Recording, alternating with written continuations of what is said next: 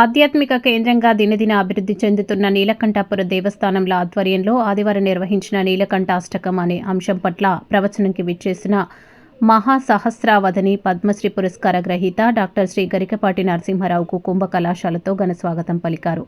అదేవిధంగా ప్రత్యేక అలంకరణ చేసిన వెండి పల్లకిలో గరికపాటి వారిని భారీ ఎత్తున ఊరేగింపు మహోత్సవం అంగరంగ వైభవంగా నిర్వహించారు.